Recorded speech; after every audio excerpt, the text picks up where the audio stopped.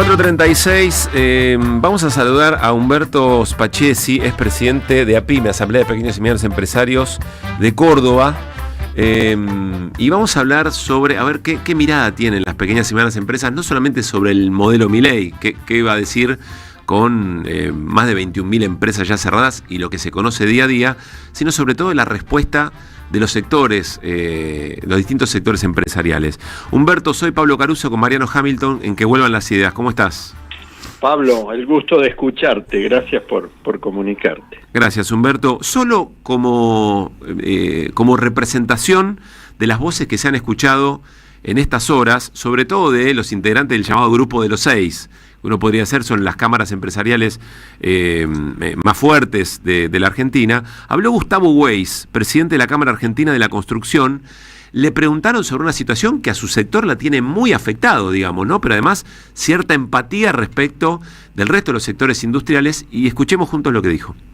A Gustavo Weiss, ¿le gusta hasta acá el gobierno de Javier Milei? Nosotros hemos dicho reiteradamente como institución y también como miembro del G6 que tenemos que estamos totalmente de acuerdo y apoyamos fuertemente el rumbo. La macro ordenada, bajar la inflación, no gastar más de lo que uno recibe, no emitir moneda espuria. Todo eso hace a una economía sana y, como dije anteriormente, es lo que hacen todos los países del mundo. Estamos totalmente de acuerdo en eso. Cuando hablamos después de la micro, bueno, ahí podemos tener opiniones divergentes, podemos opinar distinto, podemos tener propuestas distintas, digamos, es un tema vinculado a la micro, pero el gran rumbo estamos totalmente de acuerdo.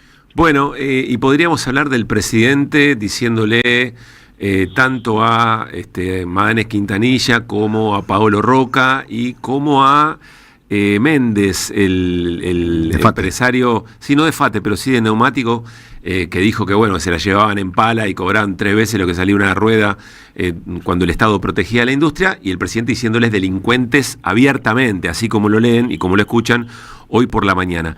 ¿Por qué crees, Humberto, que responden así frente a un modelo que les presenta diariamente cierre de empresas de todo tipo, incluso las propias Natalio Grimman ayer diciendo, bueno, quedaremos algunos en el camino? Sí, claro, los que se van a morir, algunos se van a morir y bueno, se tendrán que morir. Ayúdanos a entender eso, Humberto, desde tu perspectiva PYME. Interesante el planteo, inteligente la pregunta y difícil entenderlo desde una perspectiva de sentido común, porque en principio nadie pensaría que va a ser una expresión pública de esa naturaleza que lógicamente debe afectar no solo a él, sino todo el sector que representa. Entonces, indudablemente que hay otros intereses, indudablemente que hay otra cosa que motiva que digan lo que digan. Empecemos porque la mayoría son grandes empresarios, la mayoría representan el grupo de los 6, por lo tanto no están hablando, ¿sí?, por la inmensa mayoría de la industria nacional, por la inmensa mayoría de las pymes y mucho menos por todo lo que representa el interior en sus distintas facetas como generadoras no solo de empleo sino de riqueza legítima que después se distribuye. No están hablando en nombre de ellos, están hablando en primera persona, están haciendo un esfuerzo, ¿sí?, para tratar de naturalizar un proyecto que indudablemente todos sabemos cómo va a terminar y va a terminar mal, porque a mí cuando me dicen esto es un proceso natural de reconversión, yo digo, bueno, ¿de reconvertirnos para dónde? Uh-huh. Porque no estamos viendo la contracara. Acá lo único que vemos es una política económica que algunos aplauden, yo creo que no da el tiempo, pero saben de lo que estoy diciendo cuando llegamos a estas variables macro, pero bajo un enorme sacrificio, digamos, de la inmensa mayoría del pueblo argentino que está pagando las consecuencias de este ajuste brutal y totalmente desenfrenado, creyendo que de esa manera vamos en algún momento a lograr algún éxito. Pero no me quiero ir por esa línea. No, pero igual es muy interesante, Humberto. Agrego solo ahí, por favor no se olvide lo que iba a decir a continuación, porque evidentemente creo que lo menciona Weiss, o no sé si se lo escuché a Grimman o a alguno de ellos, que hablan como de la macro ordenada y la micro por otro lado. Dice, bueno, estamos de acuerdo con la macro, después vemos si la micro... ¿Cómo es ese vínculo en realidad entre macro y micro? ¿Es así de escindible? ¿Se puede hacer eso? No, es una esquizofrenia. Claro. Es un esfuerzo, digamos, lingüístico para explicar lo inexplicable. No existe macro sin micro y no existe micro sin macro si no están armonizadas. Indudablemente la macro está afectando la micro. Entonces no es que acomodo la macro y ahora veo cómo acomodo la micro. Es el mismo factor. Porque todo depende de cómo queremos arreglar la macro. Si la macro la queremos arreglar ajustando determinadas variables, suspendiendo el gasto en forma desenfrenada, suspendiendo obra pública, congelando salarios, congelando salarios y digamos haberes de los jubilados, bueno, se puede conseguir algún equilibrio, pero todos sabemos que ese equilibrio es totalmente falaz y que no representa bajo ninguna perspectiva los intereses de la teórica inmensa mayoría que en su momento le dio un voto de confianza a este gobierno. Por de pronto está, digamos, traicionando ese principio básico: te voto porque creo que con vos voy a estar mejor. Claro, sí, Humberto, ayer lo escuchaba Álvarez Agis charlar con Maxi Montenegro y decía algo interesante respecto a esto de la micro y la macro. Dice, el gobierno está tratando de acomodar la macro a lo FATE. Me pareció muy gráfica la imagen, ¿no? Tratando de acomodar la expectativa que tiene respecto de la inflación, etcétera, etcétera, las tasas, el equilibrio fiscal, a lo FATE. Sí, porque FATE es un caso testigo interesantísimo para analizar. Primero, es un empresario rico que tiene diversificada su inversión y que puede, en este contexto que indudablemente han cambiado las reglas de juego, puede decir perfectamente: voy a dejar de producir, voy a indemnizar a 900 familias, 900 empleados, y ese dinero lo voy a utilizar para poder desarrollar otras áreas que hoy son más convenientes. El caso FATE es el caso más claro de lo que en última instancia en algún momento el ministro de Economía también se sinceró y dijo: nuestro modelo es Perú. Y yo creo que vamos hacia ese modelo, porque todas las medidas están pegando en la línea de flotación, digamos, de la clase media, por distintos lugares y de distintas maneras. Ahora, ¿cómo se llega a un escenario como de Perú, donde hay un 20%, un 15% que vive bien y el resto de la población apenas sobrevive y casi resignada y sometida? Y de distintas maneras. Primero, de esta forma. Esto es normal que pase, es normal que cierren porque hay un proceso de reconversión a nivel mundial. Entonces la gente dice: bueno, me tocará a mí, qué lástima. Ni siquiera identifica dónde está el enemigo. El enemigo desde un punto de vista semántico, porque es aquel que está aplicando políticas que indudablemente van en contra de mis propios intereses. Yo no lo puedo considerar como que está a favor de mi calidad de vida. Bueno, Humberto, eso no conecta, se alcanza a identificar. Eso conecta con algunos sectores de la sociedad, porque hoy escucha, no importa la señal de televisión que uno vea cuando salen a hacer consultas, la estoy pasando mal, estoy peor que antes, pero tengo expectativa, pero tengo esperanza de que sea por acá. Ahí hay una reconstrucción del sentido común, que es algo que totalmente. usted menciona. Claro. Y yo creo que lo han logrado. Yo creo que son muy exitosos en eso. Y ojo que no son improvisados. Y ojo que esto está perfectamente planificado hacia dónde quieren llevarnos, porque estamos, a ver, pongámoslo en perspectiva, este es como un gran proceso de domesticación colectiva, donde están ajustando y están mostrando las distintas variables como diciendo: hoy estamos mal, mañana vamos a estar bien. Esto es necesario para poder convertirnos en un país en serio. Esto ya lo dijo Tato hace 40 años atrás. Claro. Y todos lo hemos escuchado y todos sabemos que es una mentira. Sin embargo, todavía, porque veamos también que esto no es algo estático, sino que poco a poco va cayendo el grado de, digamos, de aceptación de la población en general hacia la mirada, digamos, de las gestiones de gobierno. Ya no goza de tanto apoyo. Sí tiene un núcleo todavía de un 40% quizás, que le permite moverse con holgura. Y sí tiene un planteo que me parece válido, ha logrado una legitimidad política, pero está perdiendo el consenso social. Yo creo que ese equilibrio en algún momento va a salir a la luz y va a, digamos, a demostrar la verdad de esta historia. Pero también yo no sé cuánto tengo tiempo. Por Lo eso estamos hablo escuchando rápido, con porque atención, tranquilo, Humberto. cuando tú digas hasta acá, yo corto y agradezco. Este es un programa que trata de desarrollar conceptos largos, así que tranquilo. Bueno, muchas gracias. Gracias por eso, porque me permite poder desarrollar algunos conceptos con mayor tranquilidad. Es claro cuando uno dice el modelo hacia dónde vamos es Perú. Y es claro también que ese modelo no se logra con una sola acción, por ejemplo, de ajuste. No es menor que estén haciendo una desinversión en las universidades públicas. Ese no es un dato menor, porque todo apunta precisamente a quitar la base de sustentación de lo que hizo este país totalmente diferente a cualquier otro de Latinoamérica. Una clase media, ¿sí?, pujante, con una clase obrera que podía mandar a sus hijos a estudiar y con una aspiracional que era posible. Con muchas desprolijidades, es cierto, con muchos errores, también es cierto, pero la línea estaba bien trazada desde hace muchos años atrás y con altibajos han venido sistemáticamente tratando de bloquear ese proceso desde que Martínez de Oz dijo voy a cambiar la ecuación y ahora para hacer dinero es mejor invertir en el sistema financiero y no en el sistema productivo. Y a partir de ahí, poco más, poco menos, han tratado, digamos, de mantener esa misma ecuación. Humberto, ahí hay algo que me parece muy interesante. Usted lo que dice es, el ataque contra la universidad, ya nos habíamos dado cuenta que no tenía que ver con el ajuste, con lo que se ahorra, digamos. El ataque a la universidad es para detonar a la clase media que, claro, tiene expectativas disruptivas para un modelo a lo Perú. Así es. Entiendo, muy interesante. Sí, también el modelo peruano no solo es eso, sino que también es una sistemática destrucción del Estado y la más completa informalidad para la población. La población no existe lo que es el trabajo registrado en Perú.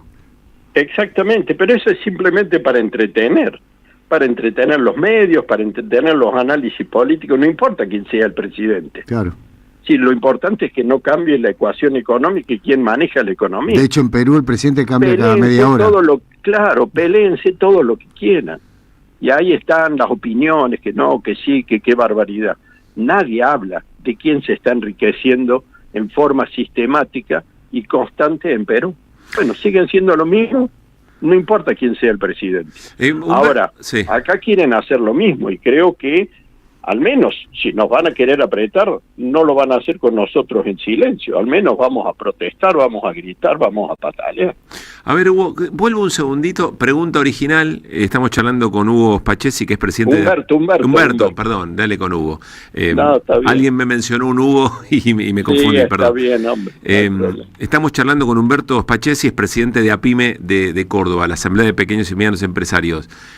Vuelvo a por qué los referentes de las cámaras industriales, de comercio, de la construcción, etcétera, defienden al modelo mientras se les está destruyendo todo su nicho.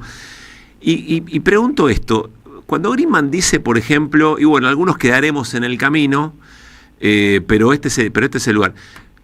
¿Puedo pensar mal y creer que, claro, ellos están seguros que ellos mismos y probablemente sus amigos no vayan a desaparecer? Pero eventualmente cuando se ralee todo el resto y vuelva efectivamente, en algún momento volverá alguna capacidad de consumo de mercado interno de la sociedad argentina, ellos van a hacer grandes negocios en ese desierto. Es así. Ahora, partamos de la base de que estos representantes de las cámaras en general, sí, representan las grandes empresas.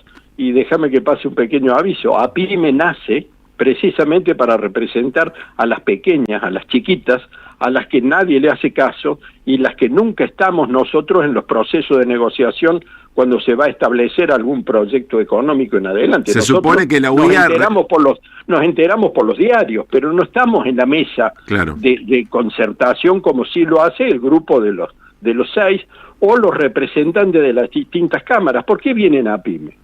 Vienen a APIME porque no se sienten representados en sus respectivas cámaras. Porque partamos de esta base que es fácil de entender.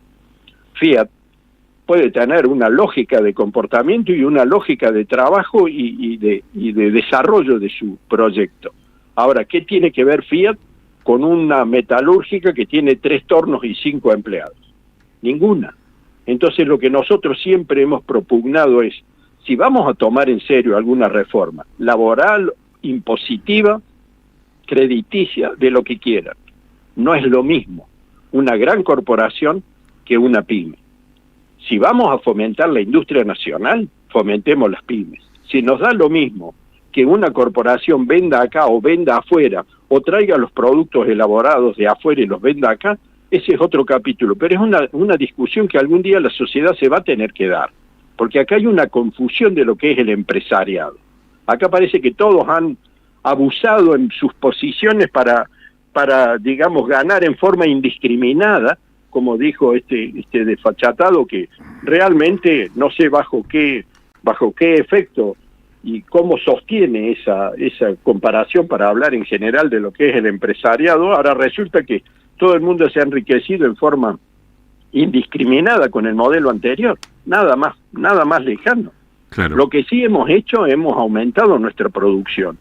Y un dato no menor, nosotros ponemos nuestro dinero, ¿sí? No somos representantes de corporaciones que llega dinero de distintos lugares. Es nuestro dinero el que está en riesgo, es nuestro dinero el que ponemos en juego cada vez, y seguimos apostando a la producción nacional porque creemos que es la manera, digamos, de hacer grande un país. Uh-huh. Humberto, finalmente, ¿cómo está la situación económica en Córdoba? Exactamente igual que en cualquier lugar del país. Nosotros padecemos las mismas circunstancias porque los condicionantes macros son iguales para todos. Se ha achicado muchísimo el mercado interno, la población no tiene capacidad de consumo, han aumentado muchísimo los costos de producción, no solo los energéticos, la parte logística, combustible, los impuestos han bajado, entran en forma indiscriminada productos de afuera, y nosotros decimos, podemos competir, pero si vamos a competir, denos las mismas condiciones que le dan a los productos de afuera. En calidad nosotros podemos, y en servicio, podemos competir con cualquiera. En precio no, si nuestros costos internos cada vez son más grandes. Entonces, ¿cómo le va a Córdoba? Igual que todos. Córdoba es una hermosa provincia, de paso el aviso, que tiene todas las actividades, no solo turismo, no solo de producción, servicios, o sea, y acá podemos ver claramente cómo absolutamente todos están sufriendo, digamos, este ajuste indiscriminado. Salvo, por supuesto, los sectores que hoy el gobierno decidió que por ahí quiere manejar, digamos, el desarrollo, que es todo lo que tenga que ver con el campo, todo lo que tenga que ver con la parte extractivista mineral y todo lo que tenga que ver con combustible. Y por supuesto, el aparato financiero, que de una u otra manera sigue siendo la gran opción hoy para enriquecerse. Humberto, ¿cómo le va? Mariano Hamilton. Una de mis grandes obsesiones es en dónde está hoy representada aquella burguesía nacional de la década del 60, 70. ¿Usted puede ayudarme a identificar algún sector que tenga algo que ver con aquel ideario que era, qué sé yo, se me ocurre Helvar, por decir algo, pero, sí, claro. ¿Usted cree que esa burguesía nacional está en algún lado o desapareció en la Argentina? Está, pero está en las pequeñas empresas. Está diseminado, está tan atomizado y tan preocupado en cada uno mantener su negocio que no tenemos la posibilidad ni la capacidad, digamos, de hacer oír nuestra voz. Yo les agradezco muchísimo que nos den este espacio y a veces uno parece que está tomando algo que no le pertenece, pero realmente nuestra voz no es escuchada, no nos dan los espacios necesarios para que podamos oír nuestra voz, y la población tiene que entender de una vez por todas, y ojalá algún día lo logremos, quizás sea nuestra incapacidad, que no hemos podido llegar a ese grado de naturalización de quiénes son los que generan riqueza, quiénes son los que generan empleo y quiénes son a los que en definitiva hay que cuidar. Eso es la burguesía nacional en una conjunción, digamos, con los consumidores. Como, miren, les pongo un ejemplo cortito y les juro que no hablo más. Brasil. digamos lo que sea Brasil, pero hay un entramado productivo que marca absolutamente la tendencia de cómo se genera riqueza. Después vendrá Lula y lo va a repartir de una manera. Vendrá Bolsonaro y lo va a repartir de otra. Pero la generación de riqueza no se toca. Acá parece que llega un iluminado de ministro, vamos todo para allá. Llega otro, vamos para el... Es una locura lo que hacen. Acá, a los que hay que consultar, a los que hay que preguntar, y los que se tienen, digamos, que poner de acuerdo junto con la sociedad es qué tipo de país queremos, qué es lo que queremos producir, qué es lo que sabemos producir, porque tampoco vamos a producir de todo. Pero desespera el hecho de decir, ¿cómo no nos damos cuenta de lo que están haciendo los países a los cuales queremos imitar? Estados Unidos cuida su mercado interno, Francia cuida su mercado interno, métanse en Brasil a querer hacer algo. Para poder operar en Brasil te tenés que instalar e invertir en Brasil, si no, no te dejan operar. Acá parece que vengan, traigan, saquen el dinero y llévenselo, y nosotros aplaudimos. ¿Cómo nos ganaron, dijiste vos, ese sentido común? Yo creo que es una asignatura pendiente y realmente es motivo para hacer una evaluación muy seria de cómo nos vamos a presentar en la sociedad para mostrar que otra cara es posible, que otra cara es vivible y que no nos tenemos que, digamos, que tragar esta mentira tan bien montada que lo único que nos va a llevar es a tristeza y desesperación. Nosotros todavía hablamos, nosotros todavía comemos. Hay gente que la está pasando muy mal.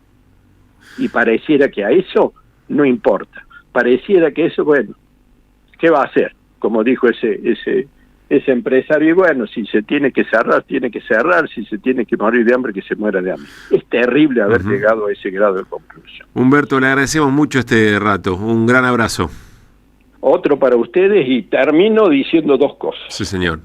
Perdón por ser portador de malas noticias, y segundo, gracias por el espacio que nos dan para poder demostrar de que las pymes existimos, que las pymes sabemos lo que queremos, y lo que único que esperamos es la oportunidad de poder divulgarlo en la dimensión necesaria como para que la población lo tome como parte propia. Es nuestra obligación, Humberto, es el equilibrio en la difusión de la palabra pública. Está tan desnivelado. Abrazo grande. Hasta luego, hasta luego. Humberto Spachesi, presidente de la Asamblea de Pequeños y Medianos Empresarios de Córdoba, de APYME. Quiero cerrar con esta nota que publica hoy Juan Carlos de Pablo en el diario La Nación, alrededor de todo este tema. Dice en una columna de opinión en la sección de Economía, consejo no pedido. No lo leíste, ¿no? No. Te vas a agarrar los pelos, María. Consejo no pedido a los 920 despedidos por FATE. Es el título. La bajada, la bajada dice: no descarto que para algunos el cierre de su fuente de trabajo termine generando mejores emprendimientos. Y la primera línea de la nota, con una foto de los laburantes en la terraza de la fábrica, dice: cobren la indemnización, dosifiquen los gastos y busquen otros trabajos. Así de nítido. Carajo. Sobregiradísimos. Están sobregiradísimos. 5 de la tarde. Que vuelvan las ideas. Hasta las 18.